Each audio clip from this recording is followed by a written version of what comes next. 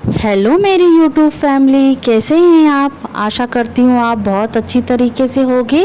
तो फ्रेंड्स, आज मैं अपना व्लॉग और वीडियो पूजा से स्टार्ट कर रही हूँ। तो मॉर्निंग में मेरा जो स्टार्टिंग होता है, जो मेरा रूटीन है वो पूजा से ज़्यादातर स्टार्ट होता है।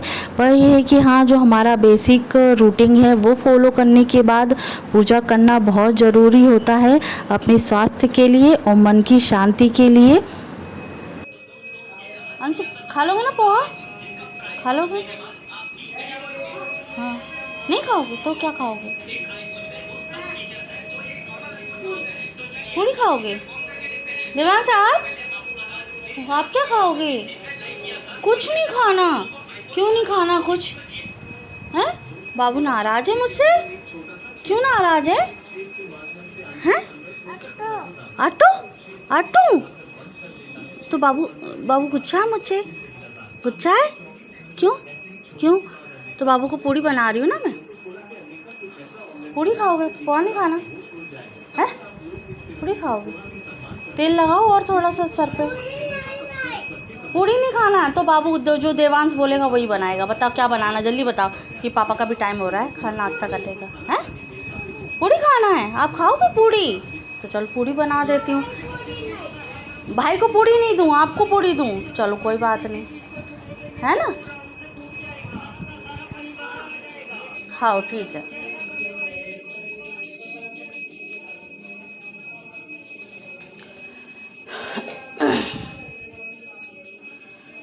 तो फ्रेंड्स, ये है सब्जी, जो मिक्स सब्जी बनेगी। और पापा अभी नाश्ता कर चुके हैं तो पापा ने थोड़ा सा छोड़ दिया है और बस मैं भी नाश्ता बनाने जा रही हूँ। तो चलते हैं, नाश्ता बना लेते हैं। तो फ्रेंड्स, मैं आ गई हूँ किचन में और बच्चों से भी मैंने पूछ लिया है कि क्या बनना है। और कभी कभी बच्चों को पोहा खाना भी पसंद नहीं होता है क्योंकि मिर्ची भी होती है उसमें। और देवांश को तो बिल्कुल पोहा बिल्कुल पसंद नहीं है और उसको बस पूड़ी खिलाए जाओ, और पूड़ी, नमकीन पूड़ी, पराठे उसको बहुत अच्छी तरीके से खा लेता है। और तब मैं बाबू से पूछ रही थी, बच्चों से पूछ रही, तब मम्मी की हो रही थी पूजा। और बस मैं किचन में आ गई हूँ, सबके लिए नाश्ता बना दिया है और बनाने जा रही हूँ, सॉरी। और पापा का जो नाश्ता है वो बन चुका है और एक तरफ मैंने चढ़ा दी है चाय। और आप सोच रहे होंगे कि तपेली में नहीं, कि जो एक फैली हुई है तसलिया टाइप में, उसमें ही हम चाय बनाते हैं। और बर्तन हैं, हर तरीके से यूज़ होना चाहिए। और तपेली हम किसी दूसरे चीज़ के लिए यूज़ कर लेते हैं जो हाथ में लग जाए। पर ये है क्या, इसमें तसलियाँ हैं, बहुत सारी हो जाती हैं। कभी शादी ब्याह में मिलती हैं, कभी तो बहुत सारी तसलियाँ हो गई हैं। तो किसी न किसी तरीके से हमें यूज़ करना होता है। और चाय भी इसमें क्या, मतलब वो खोलती रहती है, गिरती नहीं है। तो इसके ये वाला भी पर्पस है कि हम तसलिया यूज़ करते हैं और गर्म नहीं होती है, फटाफट से हाथ से ही उसको छान लिया जाता है, सरसी की ज़रूरत नहीं पड़ती है। और बस यहाँ चाय गर्म कर मतलब बना रही हूँ और दूसरी तरफ बना रही हूँ पोहा। तो अभी मैं प्याज काट लेती हूँ फटाफट से।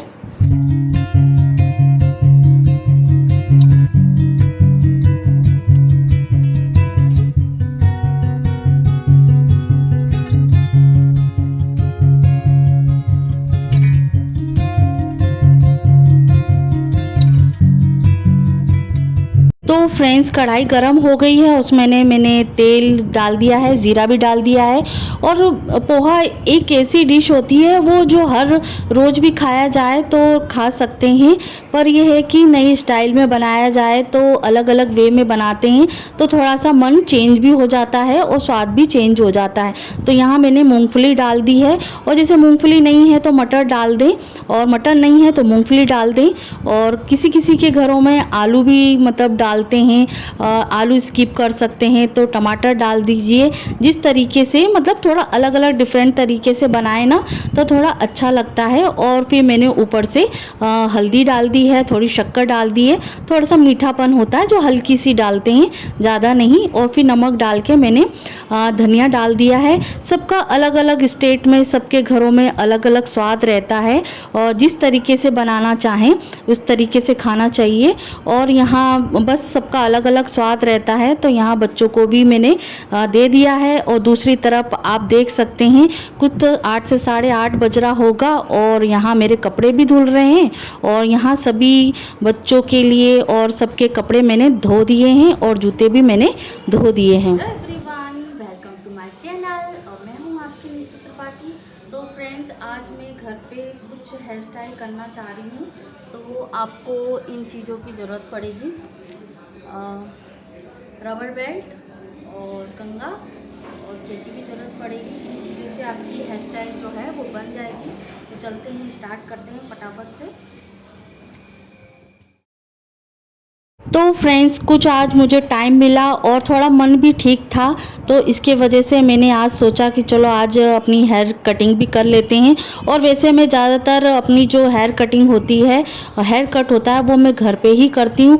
मतलब इतने साल हो गए, मैंने बस एक बार ही शायद कटवाए होंगे। और बस ये है कि बाहर के भी कभी कभी ये रहता है ना कि ज़्यादा काट देते हैं, और मैं इसी तरीके से काटती हूँ जिससे क्या मेरी बालों की ग्रोथ भी बनी रहती है। और आज मतलब वॉशरूम भी मैंने धोया था, तो इसके वजह से आज हेयर वॉश भी करना पड़ा।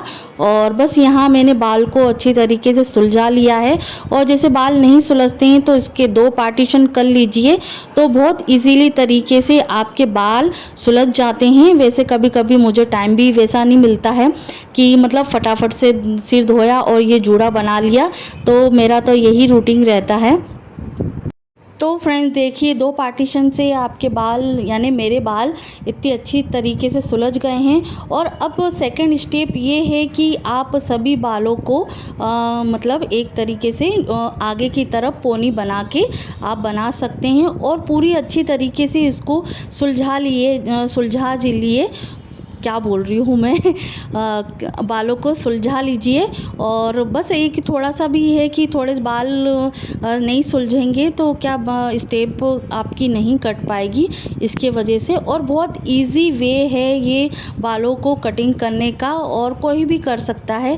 तो देखिए, यहाँ आप देख सकते हैं कि मेरे जो पीछे वाले बाल हैं बिल्कुल बराबरी पे हैं, क्योंकि मैं ज़्यादातर यही स्टेप काटती हूँ।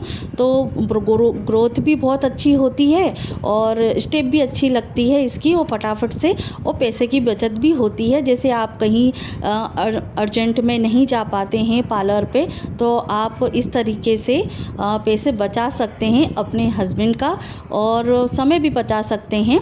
ऐसा नहीं है कि वो तो अपने मन के भी ऊपर रहता है। और ज़्यादातर मैं घर पे ही काटती हूँ।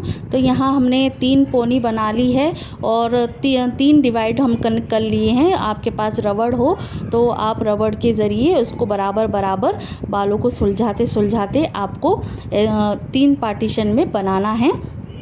और फिर जो सबसे नीचे वाली जो पोर्शन है, आपको जहाँ तक काटना है वहाँ तक आप काट लीजिए। और उसके बाद आप सभी जो रबर बेल्ट हैं उनको सभी को खोल लीजिए। फिर आप देखिए इतनी अच्छी तरीके से ये बाल कटते हैं।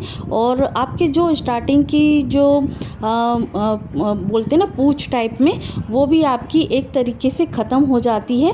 थोड़ा वी शेप में आपको आता है। आप देखिएगा, अभी जैसे मैं बाल थोड़ा पीछे करूँगी तो आपको दिखेगा। और देखिएगा कि आप जब बाल भी अच्छी तरीके से सुलझ जाते हैं, और बाल भी मेरे कितने सिल्की बाल हैं। और मैं कभी कभी दिखता नहीं है क्योंकि थोड़ा अंदर साइड में मेरा रूम हो जाता है, तो इससे मुझे पता नहीं चलता है कि मेरे बालों का कलर क्या है, और मतलब इतना ज़्यादा ध्यान नहीं हो पाता है। तो देखिए मेरे बाल की एक तरीके से वी शेप में ही हो जाता है, साइड से थोड़े थोड़े लेके नीचे तक मेरे बाल। और लेंथ भी आपकी उतनी ही है जितनी मैंने रखी है, और इससे ज़्यादा बाल काटना मेरे को सही नहीं लगता है। और कभी रहता है कि कभी कभी और ज़्यादा बाल हो जाएंगे मेरे ग्रोथ में, तो मैं बाद में कभी अच्छी सी और कटिंग कर लूँगी। और ये बिल्कुल इजी वे है, इसलिए मैं घर पे ही कटिंग कर लेती हूँ। अब चलते हैं आगे की तरफ, आगे वाले बालों को थोड़ा सेट कर लेते हैं। तो जो आगे के जो आपके छोटे छोटे पोर्शन वाले बाल होते हैं, तो आप उसको मतलब इस तरीके से यू शेप में आप उसको बना लीजिए। तो देखिए हस्बैंड भी आ गए हैं और इस तरीके से हंसने लगे कि देखो इनकी हेयर कटिंग हो रही है।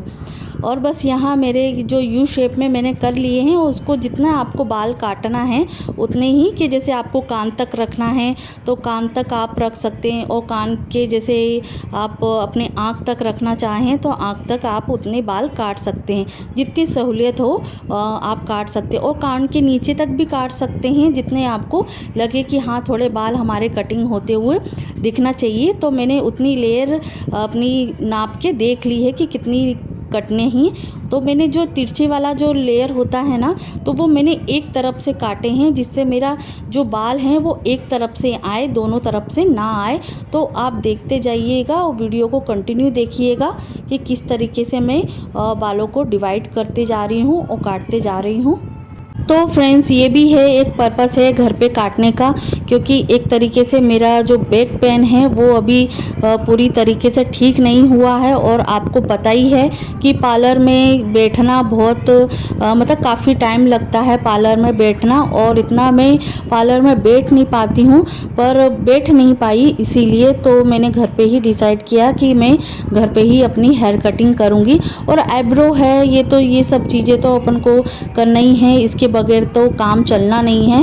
हेयर कटिंग तो चलो जैसे तैसे हो जाएगी, तो मैं ज़्यादातर अपने घर पे ही हेयर कटिंग करती हूँ। तो देखिएगा आप, आगे के मेरे बाल कट हो गए हैं और पीछे के भी मेरे बाल कट हो गए हैं। तो बस ये है कि खाना बनाने से पहले ही मैंने मतलब बाल काट लिए थे। तो अब देखिएगा कि अब मैं खाना बनाऊंगी, और ये है कि थोड़ा बीच में टाइम बच गया था, क्योंकि सबने कर लिया है नाश्ता और मैंने भी कर लिया था नाश्ता, तो बीच में टाइम बच गया था। और आज बच्चों की छुट्टी भी थी, तो ये भी पर्पस था कि मुझे बाल काटना है, और टाइम की भी बचत हो गई थी मेरी। तो फ्रेंड्स, अब हो चुका है लंच बनाने का टाइम। तो आज मैं बनाने जा रही हूँ मिक्स सब्जी और गाजर की कड़ी। तो एक बार मैं आपके साथ शायद शेयर भी की हूँ, तो एक स्पेशली तरीके से मैं एक और बार आपके साथ शेयर करती हूँ।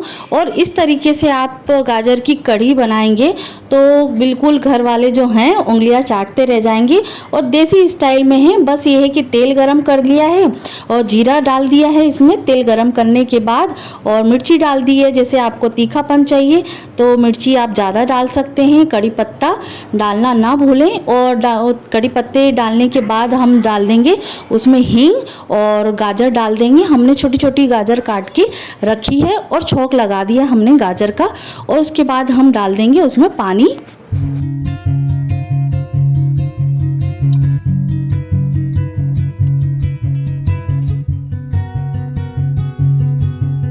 तो फ्रेंड्स, गाजर पक रही है, तब तक मैं दूसरी प्रिपरेशन कर ले रही हूँ।